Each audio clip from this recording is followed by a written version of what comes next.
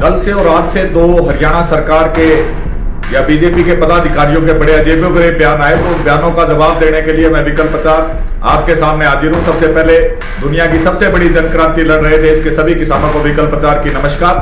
साथियों, कल अनिल विज का बयान आया कि आंदोलन नहीं गदर है। सबसे पहले तो उन्हें शब्दों का चयन नहीं करना था। यदि वो इसे गदर कह रहे हैं तो मैं कहता हूं बिल्कुल हम स्वीकार करते हैं ये गदर है, क्योंकि 1857 की क्रांति को 1857 का गदर कहा जाता है। गदर का मतलब विरोध, जन विरोध।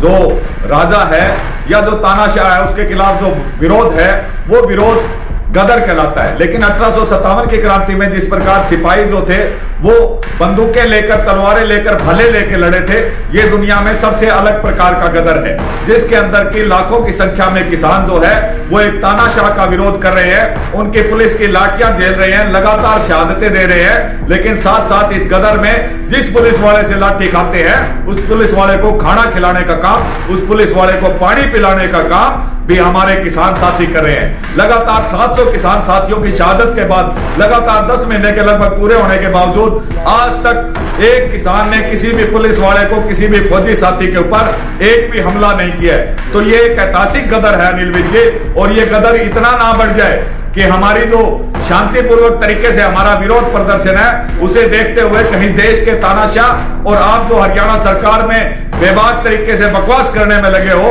आपको देश छोड़कर ना भागना पड़ जाए, आपको आत्महत्याएं ना करनी पड़ जाए। तो इस जनता के गदर को समझो।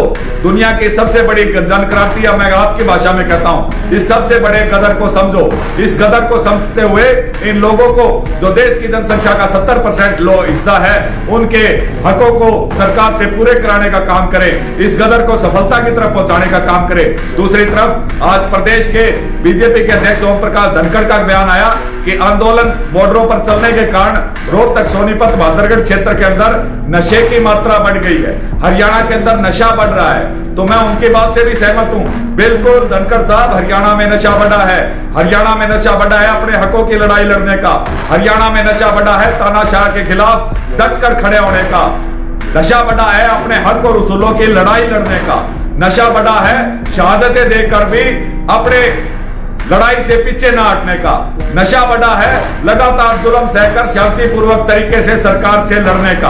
और वो नशा हमारे हरियाणा के 2 साल के बच्चे से लेकर 105 साल के बुजुर्ग तक है। तो ये नशा, इस नशे के कारण यदि आप कहते हैं कि आंदोलन में, आप इंटरव्यू में कह रहे थे कि हरियाणा में चरस और ड्रग्स का नशा बढ़ा है बॉर्डरों के ऊपर, हरियाणा के अंदर शराब पीकर लोग शरारतें बॉर्डरों के ऊपर कर रहे हैं। तो अगर आपकी ये बात जायज है तो हरियाणा की पुलिस व्यवस्था को, जिसे मनोहर लाल खट्टर, गृह मंत्री अनिल विज और दुष्यंत चौटाला दुनिया में सबसे बढ़िया बताते हैं, उस पुलिस व्यवस्था, उस प्रशासन के होने के बावजूद यदि बॉर्डरों पर नशा बढ़ रहा है, आप कह रहे हैं कि ड्रग्स का नशा और दारू का नशा बढ़ रहा है, तो उसके लिए सबसे ज्यादा जिम्मेवार यदि कोई आदमी है तो वो मुख्यमंत्री मनोहर लाल खट्टर है, वो प्रदेश का गृह मंत्री अनिल विज है, वो प्रदेश का उप मुख्यमंत्री दुष्यंत चौटाला है। आप इन तीनों से इस्तीफा उठाइए। आपने किसानों की तरफ उंगली नहीं उठाई, आपने उंगली अपने मुख्यमंत्री, उप मुख्यमंत्री और अपनी सरकार के ऊपर उठाई है, जो ना केवल आंदोलन को सुलझाने में नाकाम रही, आज आपने क्लियर कट कह दिया कि आज हरियाणा सरकार की पुलिस प्रशासन व्यवस्था बिल्कुल खत्म हो चुकी है, जिसके कारण आपने जिन 3-4 जिलों के नाम बताए उन जिलों में नशा बढ़ा है। नशा बढ़ा है पूरे हरियाणा में, पूरे हरियाणा में नशा बढ़ा है बगावत का, पूरे हरियाणा में नशा बढ़ा है राजनीतिक नेताओं के विरोध का, पूरे हरियाणा में नशा बढ़ा है अपने हक उसूल की लड़ाई लड़ने का, जिसे आप लोग सहन नहीं कर पा रहे। दूसरी तरफ आप कह रहे हैं कि बॉर्डरों के ऊपर दारू के ठेके बढ़ रहे हैं। अरे ये आपकी वही सरकार है, वही उप मुख्यमंत्री है, वही दुष्यंत चौटाला है जिसने कोरोना काल में बंद ठेकों के दौरान करोड़ों अरबों रुपए की जो शराब थी वो बाहर निकालकर बेच दी। आपकी सरकार ने उसकी जांच नहीं की।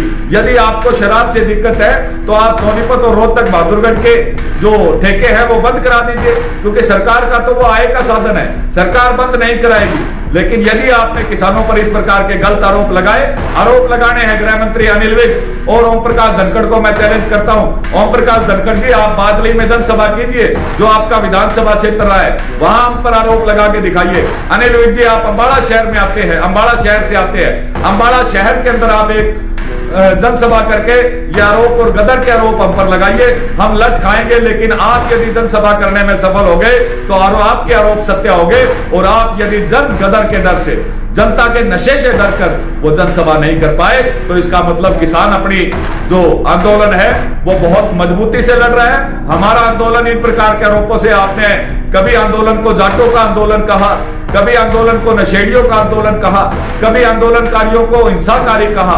आप सभी प्रकार के प्रयास कर चुके हैं, लेकिन ना ये आंदोलन, ना ये जनक्रांति बिना जीत के खत्म होगी। जब तक एमएसपी गारंटी कानून नहीं बनता, जब तक तीनों काले कानून वापस नहीं लिए जाते, यह आंदोलन इसी प्रकार जारी रहेगा और आपके ऐसे आरोपों का जवाब लगातार हम देते रहेंगे।